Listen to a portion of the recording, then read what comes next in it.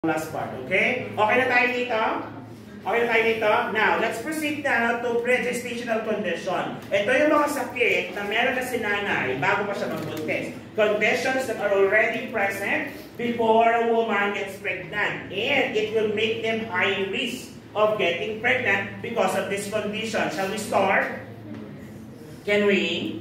Yes, let's start with your cardiovascular disorder. Okay, cardiovascular disorder. When I talk about cardiovascular disorder, cardiac diseases affects either the left or right side of the heart. In order for us to understand this case, okay, so the most common condition that can develop due to increased cardiac demand, okay, sa mga buntis, ay yung tinatawag natin congestive heart failure or your simply known as heart failure. This is a long-term condition in which your heart can pump blood well enough to meet your body needs. Question: what is the primary function of the heart? To pump blood. Tama po ba? To pump blood out of the body to supply oxygen and nutrients to every cells of our human or human body or system. Yan ang main function niya. Failure to perform that function would correspond to a disorder or a disease. Ang tawag natin doon is your heart failure. Are we clear? In order for us to understand this better, kailangan i-discuss muna natin or i-review natin ang ating anatomy of the heart. Okay? Anatomy of the heart. You know that the heart contains 4 chambers, isn't it? Yes, it contains 4 chambers. So sabihin mo sa akin yung chamber. Hatiin muna natin sa dalawa. The upper and the lower chambers, isn't it? Upper chambers are known as atrium, or lower chambers are known as ventricle. Are you still with me? Yes. Ngayon, it contains blood vessels also. Tama po ba? The blue part contains the unoxygenated part, oxygenated blood, while the red part here contains the oxygenated blood. Isn't it? Yes. So everything comes from the vein. In general concept, vein contains unoxygenated, oxygenated. Unoxygenated, while artery contains oxygenated. Lahat ng dugo or all the bloods that were used by the body will go back to the heart through major vein. Ano yung dalawang major vein na yon? Superior and inferior vena cava. Your superior vena cava is yung magbabalik ng dugo from your upper extremities or upper part of the body, while lower part of the body, we have your inferior vena cava. It will enter the first chamber of the heart. What is this? Right atrium. The right atrium will go, the blood from the right atrium will go to the right ventricle, passing through what valve? The tricuspid valve. The function of the valve, okay, is to prevent the blood to backflow. Isn't it? So once it open, it will close, hindi na po pwedeng bumalik yung tubig galing or dugo galing dito papunta doon. Hindi tayo? Yes. Anong tawag ulit dito? Tricuspid valve. The right ventricle will pump the blood out of the ventricle going to the lungs. Isn't it? Yes. Passing through what blood vessel? Pulmonary vein. That is the pulmonary artery. Okay, that is the only artery in the system that contains unoxygenated blood from the right ventricle into the lungs for the oxygenation. Ano ang dinaanan? Your pulmonic valve or pulmonary valve going to the lungs for the oxygenation. And it will go back to the heart through your pulmonary pulmonary vein, which is the only vein that contains oxygenated blood. Goes back into the chamber. Anong chamber ito? Left atrium. Oxygenated and oxygenated. Then it will pass through these 2 valves. Bicuspid, also known as mitral valve, into the largest chamber of the heart, which is your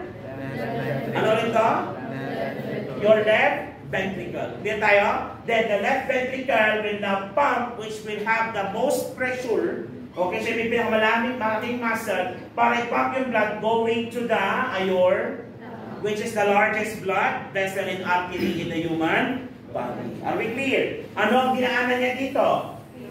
Aortic valve. Take note of the aortic valve, pulmonic valve, ano ba yun? Tricuspid and bicuspid valve because it will dictate kung ano ba yung condition natin. Is it more on right-sided or left-sided? Are we clear? Yes. Okay, balik tayo dito. So, paano nagkakaroon ng failure? Ito yung mga simptomas, okay, na meron tayo in terms of life failure. So, pag sinabing left-side failure, this is the most common type of heart failure. Heart loses some of its ability to pump of your body is being deoxygenated and usually caused by coronary arteries. While right-sided naman, heart loses some of its ability to move oxygen depleted, most often caused by left-sided heart failure, and can also occur even when the right-sided heart failure is apparent or normal. Ito ang nangyari niyan. Ano ang symptoms natin? Commonly, the first thing that will happen is left. Nagkaroon ng failure sa left, ano mangyayari? Magbabackflow ang tubig or blood. Okay, when the heart fails to pump, hindi makakaakyat ang dugo. May ipon ang tubig, lalaki si chamber, pag hindi nakasya si blood kasi tuloy-tuloy, this will remain open, babalik. So from the right, from the left ventricle to left atrium into the pulmonary vein going to the lungs. So, ang manifestation nito is more on lung related. Ibig sabihin, the symptoms is more on lung related. Ibig sabihin, ano yung example nun? Example, ano yung mga assessment na nakuha nyo kapag kayo nag-assess ng lungs?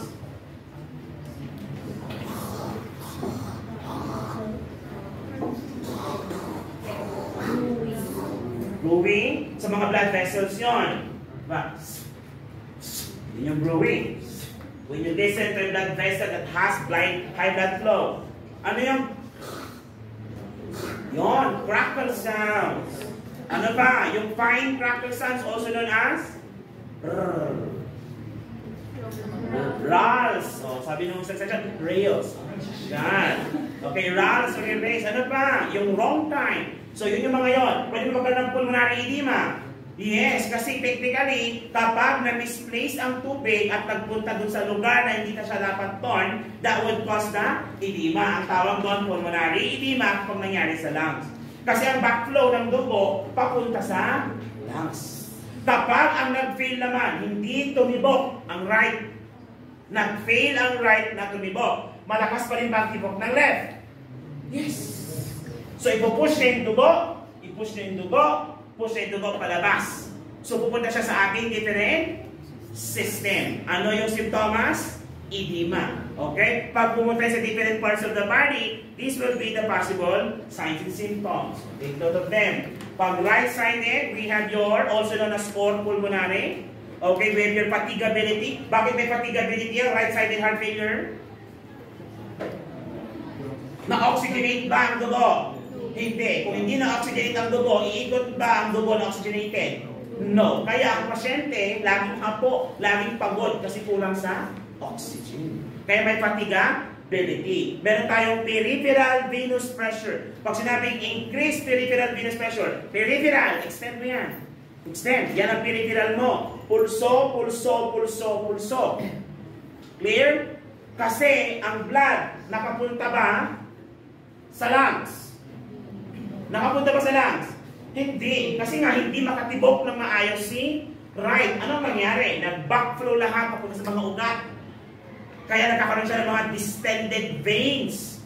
Pag nakita mo sa liit, ang tawag doon, distended neck veins.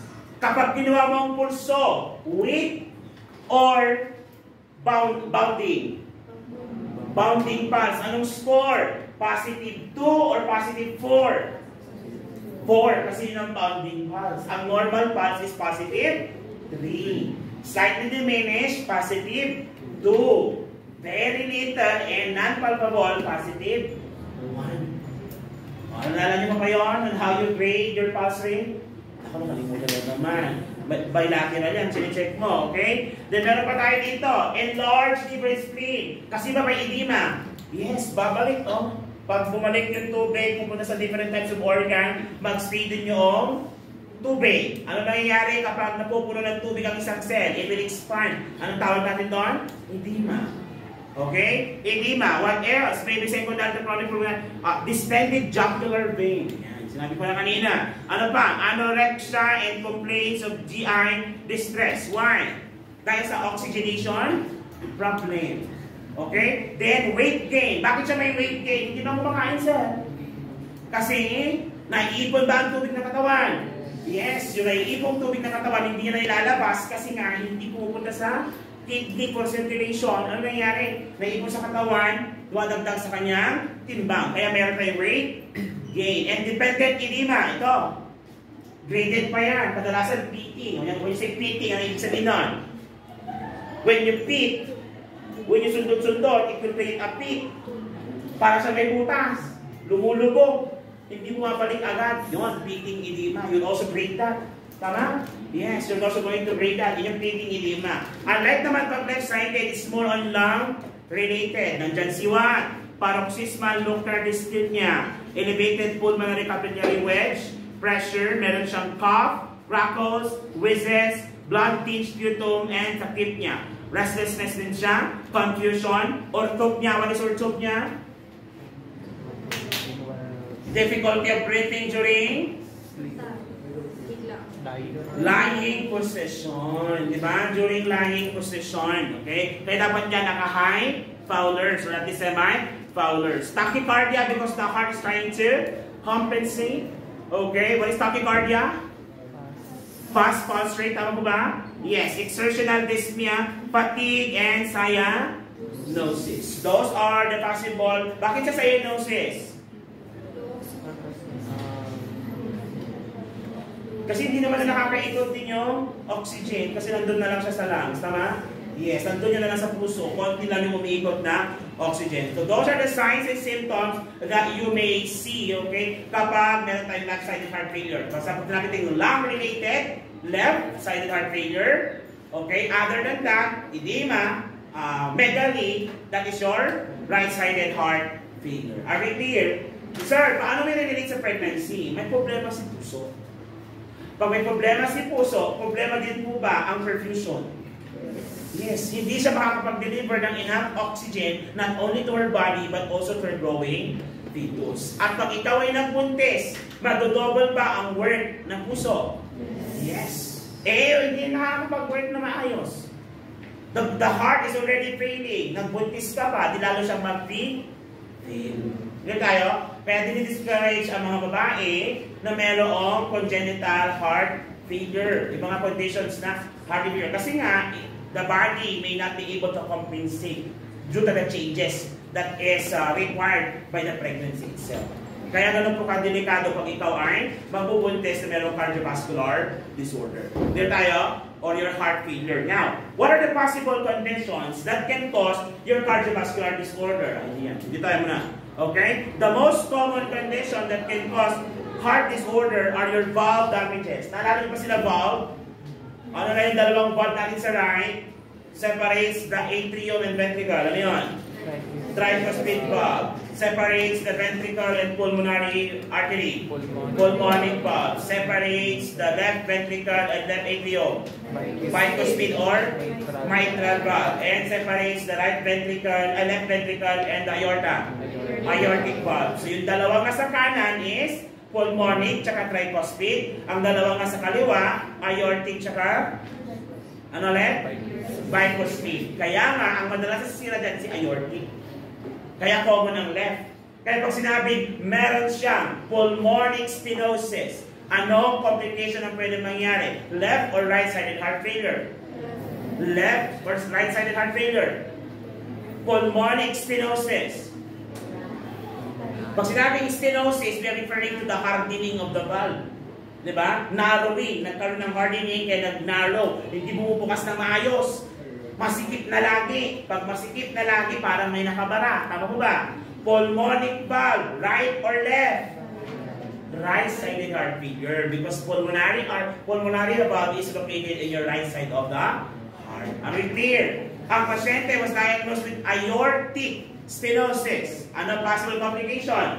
Left-sided heart failure. Kasi ang backflow mangyayari sa left side of the heart. Are we clear? Yes. So maintain your anatomy and physiology. We stay there. Okay tayo? Yes, okay? Yan ang common. Valve damages, okay? Example ng mga valve damages caused by valve damages is your rheumatic fever or Kawasaki disease. Ang Kawasaki disease kasi is a severe vascular disease.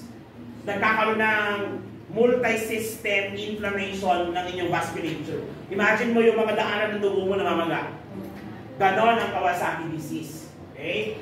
Later on, nagdi-discuss yun kung natin sa pedia. Dito muna tayo sa rheumatic fever. Pag sinabi natin rheumatic fever, pag narinig nyo ang rheumatic, you take note of the word secondary. Why? The word secondary. Rheumatic word, note secondary. Secondary infection kasi ang pwede maging problema. Bakit? Okay, rheumatic fever kasi is an infection that develops related to other infection. Example, ikaw matigas ang ulo mo, nurse ka na pero kano pa pinaniniwalaan mo. May tonsillitis ka. Nag-tonsillitis ka, nagpa-check up ka, hindi mo naman inom sa antibiotic mo. Ang sabi 7 days, hindi na masakit, after 3 days hindi ka na nag-take. Then after 3 days, hindi ka na nag-take, akala mo okay na, hindi mo inom sa antibiotic. After 3 months, biglang sumasakit ang puso. Bigla kang nilalagnat na hindi mo alam kung saan dahilan. Baka nagkaroon ka na ng rheumatic fever. Why? Because the bacteria that is supposedly killed with the infection that you took during the tonsillitis, nagkaroon siya ng resistance. It goes back to your system. Nung nasa dugo siya, nagkataon na tumampay siya sa valve of the heart. Ang tawag doon, rheumatic disease of the heart. Infection ba yun? Yes, it's an infection. Meron ba tayong pamamaga? Yes. Kapag ang dugo pumunta sa puso, nasa ang layer siya ng heart? Inner, middle, or outer? Inner layer, tama ba? Yes, kasi yung chambers natin, that's yung inner layer, ang tawag natin doon, endocardium. Isn't it? Doon ba dumadaan ang dugo? Yes, doon nakabigay. Doon kakapit yung mga bakterya, at pag may bakterya, what will happen to the inflammatory system? Are they going to attack the bacteria? Yes, releasing now the chemical, cytokines, and other enzymes, chemical mediators that will kill that bacteria. And take note, pag may inflammatory response, ano ang nangyayari? So nagkakaroon ng inflammation sa inner part or layer of the heart. Ang tawag doon, pag namaga ang layer na endocardium, idagdag mo ang itis, endocarditis. Dito tayo. So, itis, may infection, wala. Pag may infection, pwede mo magkaroon ng fever. Rheumatic fever. Clear? Clear? Yes. Pwede bang masira or madamage yung valve? Pag na-damage yung valve, depende kung saan valve yan, it can lead to either right or left-sided heart failure. Clear tayo? Yes. Will it affect the pregnancy? Yes. Are we clear? Are we clear? Yes. Another one, congenital anomalies. Atrial septal defect. Pag nakala nyo mo ito, atrial septal defect. Hoy. O sige, mag-advance tayo. Didiscuss natin sa pedia. Nalala niyo ba si Juan? Foramen ovale. The shunting of blood from right atrium to left atrium. Because there is a normal opening kapag si baby ay fetus pa. Nalala niyo yun? Magpo-close yun kapag pinanganak si baby. Nalala niyo yun? Pag hindi siya nag-close, anong nangyari? Atrial septal defect. Yan tayo.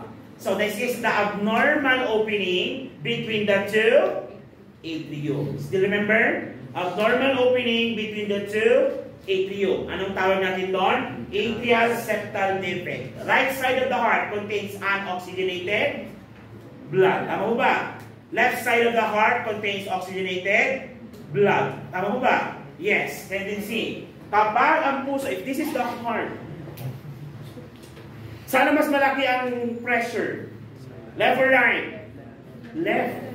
Kaya pag mas malakas tumibok ito, yung dugo dapat napupunta doon sa ventricle, left ventricle, pwede pumunta rito. Tapos punta na naman sa right, may ikot within the heart. So pwede ba ma-overload ang right side of the heart? Yes, can lead to right-sided heart failure na naman. Kasi nga, dapat ang equal pa ganito. Diba? Tapos taas. Yan nangyari, pa ganyan. Okay? So para umiikot lang in each chambers of the heart yung ating dugo. Kasi nga may abnormal connection between the what? Between the two atrium. Okay? Between the two atrium. At yung sinasabi ko sa inyo kanina, rheumatoid heart disease, rheumatic heart fever, or layers. We have your endocardium, your pericardium or the outer layer, also known as pericardium. We have your myocardium. Then the endocardium is the inner. Okay? Kapag namaga, endocarditis. Namaga ang muscle, myocarditis. Namaga ang outside, pericarditis. Pag buong puso namamaga, pancarditis. Is it still rheumatoid heart disease? Yes, secondary from an upper respiratory infection. Kaya importante na pag ikaw ay may ubo, sore throat, sipon, pharyngitis, tonsillitis, at nagyan ng antibiotic, do you need to finish the antibiotic? Yes, this is to properly kill the bacteria causing the infection to prevent this to happen. Then tayo, common ba na condition ito ng mga Pinoy? Yes, kasi may katigasan ng ulo ng mga Pinoy. Yes, lalo na bumibili siya ng antibiotic kung saan-saan. Sumakit lang ang ipin, bumili ng antibiotic. Pinagbentahan naman ng pharmacy, dapat ba isara yun? Yes, kasi meron tayong batas na nilikta na bawal kang bumili ng antibiotic without prescription. It has to be prescribed. Pero nakakabili ba ang iba? Yes. Ang problema, baka fake pa yun. So, malaking problema yon, okay? So, a condition in which the heart valves been permanently damaged by rheumatic fever, okay? Any questions? Sir, paano naka-apekto ang rheumatoid heart disease? Kasi nga, it leads to failure. And a failure can affect the pregnancy. Clear na tayo doon. Maliwanag tayo, sakit sa puso. Ngayon, paano natin siya i-manage? Management of cardiac diseases, record baseline vital signs, especially the BP. Okay? A low BP denotes failure. Tama ko ba? Yes. High BP denotes sobra naman ang pressure na contraction. Monitor mo yan. Okay? Instruct for coughing during pregnancy. Why? Coughing possibly indicates pulmonary edema. Okay? Kaya take note of coughing because it possibly indicates pulmonary edema. Are we clear? Hello? Yes, okay. Another one, determine edema if it is caused by normal pregnancy. Pwede ba magkaroon ng edema ang mga buntis? Yes, may normal naman ang edema ang mga buntis. That's why you have to want. All edema, lalo na pag accompanied by other signs and symptoms, should always be monitored. For example, namamaga ang buong katawan kasi inuubo-ubo. Dapat mapacheck up. Yes, kasi baka related na yung kanyang pag-ubo sa kanyang edema or vice versa. Dito tayo? Are we clear? Are you sure? Are you guys still with me? Yes. Next, assist the client to undergo ECG. If you have a cardiac failure, would it affect your heart contractility? Yes. Would it affect your heart rhythm? Yes. That's why getting the patient's ECG is also important. Part of the monitoring. Are we clear? Yes. Another one is chest X-ray. Why? Why do you need to check for chest X-ray? What will it diagnose? Para saan ang X-ray?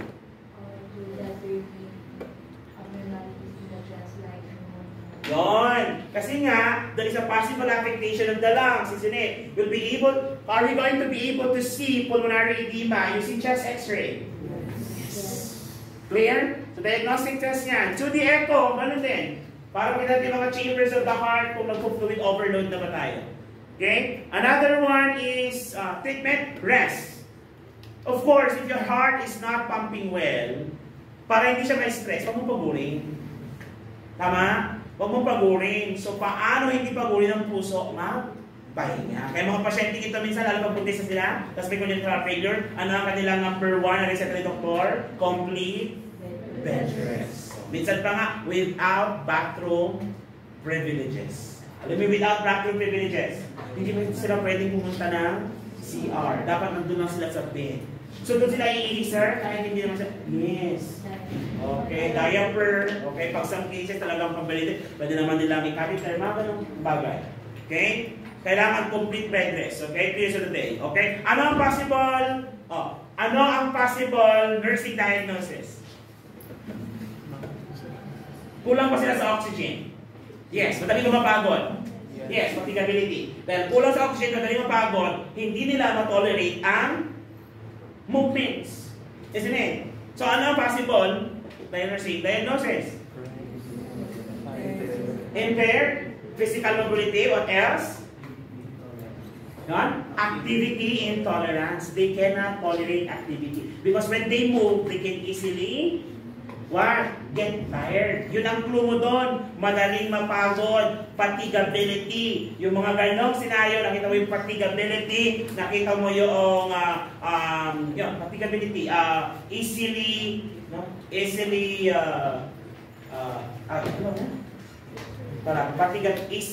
fatigability. Ayan. Easy fatigability. Number 1 dyan, si activity intolerance. Hindi nila ma-tolerate ang activity, madali sila mapagod, madaling makapog. Yan, possible nursing diagnosis. Okay? Another one, nutrition. So, what would be your nutrition? Anong nutrition na ibigyan natin sa kanila? Ano yan? High caloric ba? High caloric? Buntis yung babae. Pwede, tama? Kung buntis. Pero pag hindi naman, at least, yung patterns na lang, are you going to let them eat ng maramihan din sana? No. Ano dapat ang mas idea sa kanila? Small frequent meals. Nakakapagod din kayo ang mumuya. Di ba kayo nakapagod kung sa sun gift kayo? Pero ang goal talaga sa sun gift na dapat within 30 minutes nakakain ka na ng marami. Yes, kasi after that, nag-expand na ang tiyan. Lugi ka na. Yes. Magkano ang kilo ng bacon? Sa grocery, 4.16. So dapat mag-asang kilo ka man lang para masulit mo yung 1 kilo ng karne sa ganahan mo. Sulitin mo naman kasi yan, kaya ka nag-eat all you can airline. Mag-eat all you can ka ba na kapirang ko kakainin mo? No kailangan po. Pwede mo mag-sandwich kapag pan-diet ka. Pwede, high protein and high fiber, di ba? Mag-beef ka lang, tsaka yung pork. Okay, hanggang mamali kung magtanggal mo yung fat, okay lang. Pero pag yun, ang fiber, tsaka yung pork, tsaka yung lettuce, gano'n lang, tapos kimchi, gano'n lang. Huwag ka na maingit sa rice, huwag ka na mag-rice. Tsaka may rice naman sa bahay. Diba? Medication. Nalala si digoxin. Nalala si digoxin. Digoxin. What is the function of digoxin again, mga kapatid? Heart contractility. Tama ba? Yes, it increases the heart contractility. This is the heart. Love. That's the normal. Pero pag may digoxin, anong nangyayari sa pulse rate? Bumilis, bumagal. Kaya nga, watch out for bradycardia. What will you check prior giving digoxin? Cardiac rate. Why? Can you give digoxin if the cardiac rate is less than 60? Kasi nga, ang side effect niya is brady. Still remember that? Yes. Ano ang function niya? Chromotropic or inotropic? Inotropic. Are we clear? Yes po. Enter the dragon.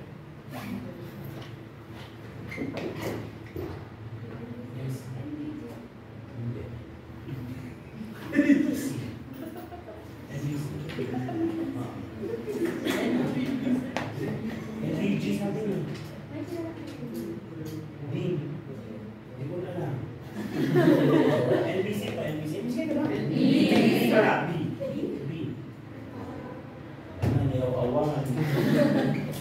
Okay, shall we continue? Of course, rheumatoid disease. Is it an infection? Itis, kung infection yan, bigyan mo ng anti-penicillin. Clear tayo? Yes po ba? Kaya hindi natin kailangan i-discuss to kasi nag-pharma na kayo. So dapat alam nyo na yan. Is it pansit? Yes. Ngaso nga lang, pag nagbibigay ka ng digoxin, aside from watching out, kung meron siyang, kung mag-develop siya ng bradycardia, you also need to watch out for signs of toxin. Ang tawag natin doon, digitalis toxin. Other name for digoxin pala, digitalis or lanoxin. Sa NCLEX, lanoxin na ginagamit nila. O ngayon, pag lanoxin, toxicity, digoxin toxicity, o natawag natin digitalis toxicity, what symptoms should you assess as a sign of toxicity? What symptoms should you assess as a sign of toxicity? Ano? Yung dancing lights daw, the curtain lights. Magkakaroon ka ng visual disturbance. Pag nagkaroon siya ng visual disturbance, yung halo lights, yung parang may curtain lights. Pag nakikita niya yan, it's a sign of toxicity. What do you do? Inform the physician. I stop the medication. Inform the physician, and you will expect the physician to give an order of what? Antidote. What is the antidote for the toxicity? DG? Vine. Still remember? Yan. Application na ito ng mga pharmacology concept nyo ng first semester. Naalala ba? Hoy! Naalala ba? Wala akong pharma dito na. Wala akong pharma dito. F yung pharma ko eh. Hindi kayo yung pharma ka na? Ang kulit-kulit ko doon. Paulit-ulit ako eh. Kaya yun lang ang laman ng quiz ko. Hindi pa rin makuha. Siguro, nag-gets po ba? Lahat nakuha. Ano ulit? Ang symptoms na dapat tignan. Something about? Dancing lights. Something about visual disturbance. Dancing lights. Paano ba disco? Nasa ampersand ka pala. Hala, may digitalis toxicity ako. May dancing lights. Hala, nakatakot yan. Okay, take note of that. Penicillin, okay. Then digoxin. Okay, anong ating antidote? Digivine. In the best position for the mother, if you are pregnant to produce more oxygen is what? Left side lying. To prevent what complication? Ano tawag doon?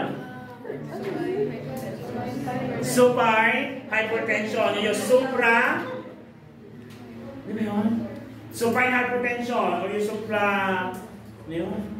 Ventricular ba yun? Basta, supine hypertension. Okay? Kaya dapat naka-left side lying si mother. Tama mo ba? Yes. Bawal ba ang right? Yes. Because kasi. Okay? Because kasi. Kasi may ipit na ugat yung circulatories. Okay? Your vena-cava syndrome. Ayan. Your vena-cava syndrome. Okay? Clear tayo dyan? Yes. So to prevent supine hypotension syndrome. Then, monitor the fetal heart rate. What is the fetal heart rate? Normal fetal heart rate. Fetal, nasa masasyan pa lang. Fetal heart rate. 120 to 160. Okay? Below that or above that is a sign of fetal distress. Still remember? Yes. So, very good. Nalilate nyo na. Ayan na. Next time.